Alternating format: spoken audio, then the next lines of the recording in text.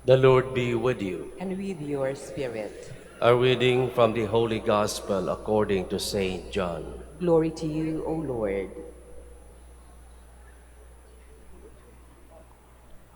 God so loved the world that he gave his only Son, so that everyone who believes in him might not perish, but might have eternal life. For God did not send his Son into the world to condemn the world, but that the world might be saved through him. Whoever believes in him will not be condemned, but whoever does not believe has already been condemned, because he has not believed in the name of the only Son of God. The Gospel of the Lord. Praise to you, Lord Jesus Christ. Please be seated.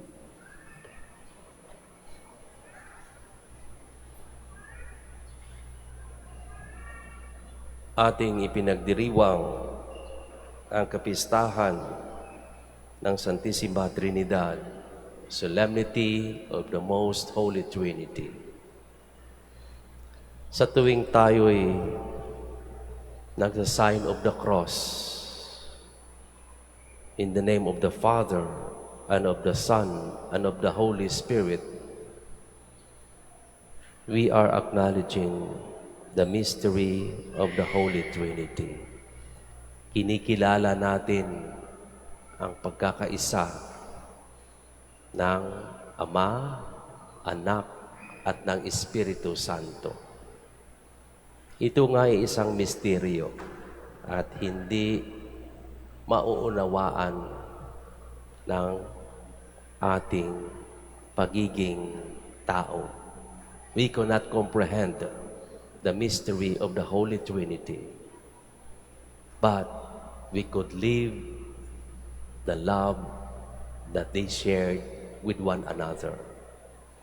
Kahit ito'y isang misteryo, ating makikita na nandiyan ang pagkakaisa, ang pagkakaugnay-ugnay dahil mayroong pagmamahal, mayroong pagmamalasakit, mayroong pagkaunawaan.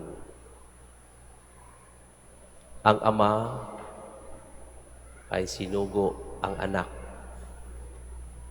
ang ating Panginoong Hesus, upang ang kaligtasan ng sanlibutan ay maganap.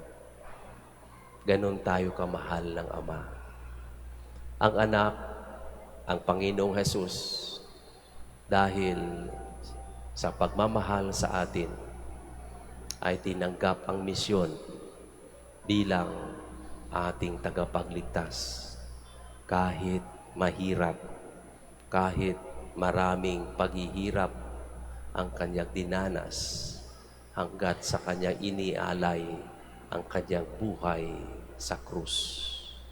Ganon tayo kamahal ng ating Panginoong Hesus.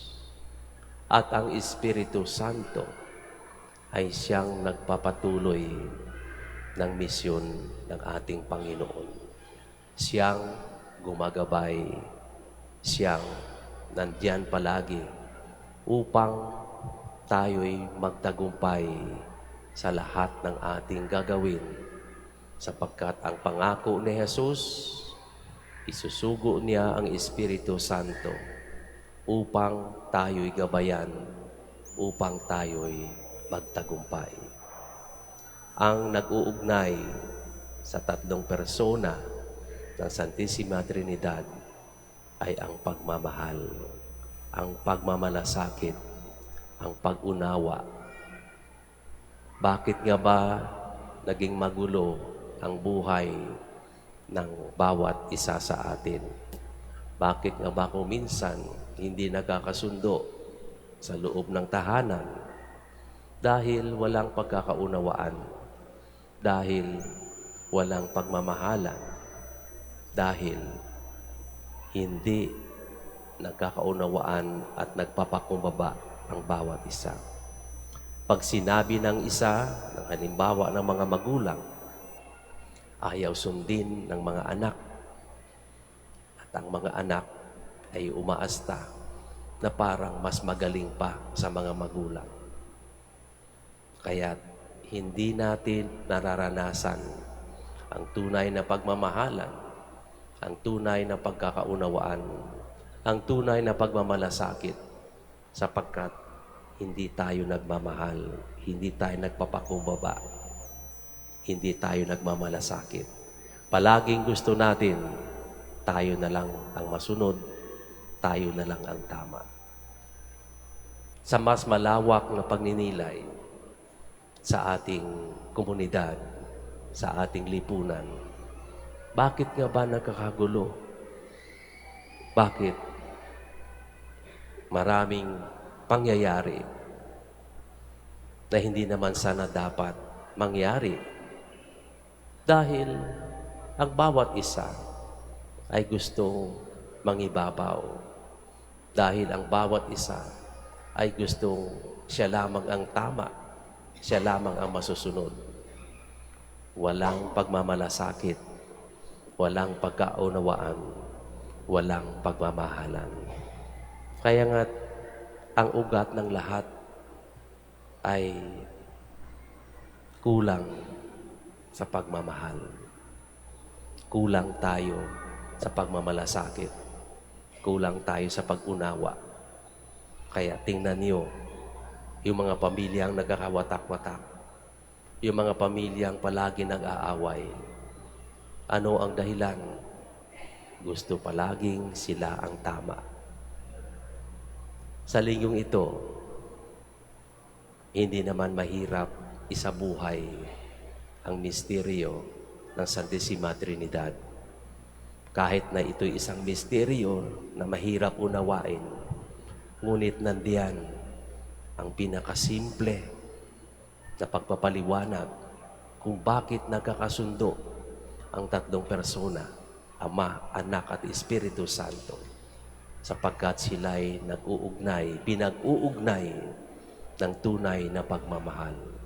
At nawa, ganun din ang mangyari sa buhay ng tao sapagkat hanggat hindi natin maipadama o maipakita ang tunay na pagmamalasakit, ang tunay na pagkakaunawaan, ang tunay na pagmamahal, hindi natin mararanasan ang tunay na kapayapaan sa ating sarili, sa ating tahanan, sa ating pamilya, at sa ating sambayanan. Ito ang mensahe na dapat nating tingnan sa ating buhay. Sapagkat ginawa na ng Ama, Anak at ng Espiritu Santo ang kanilang papel na dapat gampanan. Tayo kaya nating gawin o kaya nating tularan sapagkat hanggat hindi natin ina-acknowledge na dapat tayong magmahal, dapat tayong unawain natin ang iba, dapat tayong magpakumbaba. Patuloy at patuloy ang kaguluhan na ating mararanasan. Ngunit hilingin natin sa Ama, sa Anak at sa Espiritu Santo na nawa ay unti-unti nating maipakita na diyan tayo nagsusumikap na sundin ang kanilang mabuting halimbawa. Hindi tayo magkakamali pag ating sinunod ang halimbawang ito. Ang Ama ay nagmalasakit para sa atin. Kaya nga't nagsakripisyo, inutusan ang Anak, ang Panginoong Hesus, upang tayo'y maligtas. Ang Anak, si Hesus, ay tinanggap ang hamon, nagpakumbaba, inialay ang buhay, tanda ng tunay na pagmamahal. At ang Espiritu Santo ay patuloy na gumagabay sa atin. Hilingin po natin ang grasya mula sa Santissima Trinidad, sa Ama, Anak at Espiritu Santo, at nawa ay tayo mismo ang maging instrumento upang ang ating buhay, ang ating pamilya, ang ating sambayanan ay makaranas ng tunay na pagmamahalan. Ito po ang aking dasal at nawa ay ito rin ang inyong magiging dasal mula ngayon hanggat ating maranasan, hanggat ating makamit ang tunay na kapayapaan at pagmamahalan.